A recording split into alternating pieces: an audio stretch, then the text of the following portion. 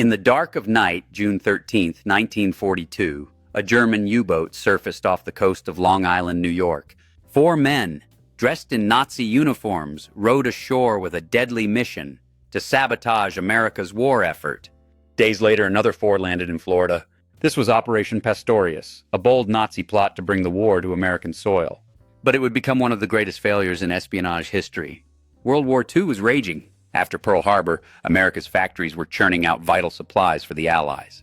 Frustrated, Hitler himself allegedly ordered a sabotage campaign to cripple U.S. industry. Led by Lieutenant Walter Kappe, a Nazi intelligence officer who knew America well, 8 German men were recruited. Most had lived in the U.S. and spoke English fluently. Their mission: destroy factories, railroads, and canals to spread fear and weaken America's resolve. These men weren't just soldiers, they were trained saboteurs. At a secret school near Berlin, they learned to handle explosives, incendiaries, and timing devices. They studied maps of American targets, aluminum plants, railroads, and locks. Armed with $175,200 in cash, equivalent to millions today, and enough explosives for 2 years of destruction, they were ready to strike. On June 13, 1942, George Dash led the first group ashore near Amagansett, Long Island. 4 days later, Edward Curling's team landed on Ponte Vedra Beach, Florida. Wearing German uniforms to claim POW status, if caught, they quickly buried their gear and changed into civilian clothes. Their targets? America's industrial heart. But their plan was about to unravel. Disaster struck almost immediately. On Long Island, a Coast Guardsman spotted Dash's group. Suspicious, he accepted a $260 bribe to stay quiet, but reported them anyway. The saboteurs fled to New York City by train, thinking they'd escaped. Meanwhile, the Florida group split up, heading to Chicago and New York.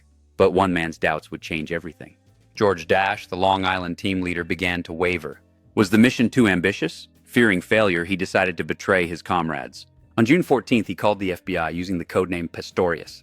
Days later in Washington, D.C., he turned himself in, revealing everything: names, locations, and plans. The FBI sprang into action. By June 27th, all 8 saboteurs were in custody without detonating a single bomb. The FBI recovered $174,988 of the Nazis' cash. Their only expenses? 6 torn dwells on clothes, meals, and travel. The mission was a complete failure. The saboteurs faced a military tribunal in Washington, D.C. All 8 were found guilty. 6 were sentenced to death and executed on August 8, 1942. Dash and Ernest Berger, who helped the FBI, received 30 years in life in prison, respectively. In 1948, President Truman granted them clemency, deporting them to Germany. Operation Pastorious was a humiliating blow to Nazi intelligence. The German Navy never risked another submarine for sabotage. The FBI's swift action ensured no enemy-inspired sabotage succeeded on U.S. soil during the war. The recovered sabotage kits, filled with explosives and timers, are a chilling reminder of what could have been. Operation Pastorious was meant to bring fear to America's shores. Instead, it exposed the cracks in Nazi espionage and showcased the vigilance of ordinary Americans and the FBI. It's a story of failure for the enemy and a victory for resilience.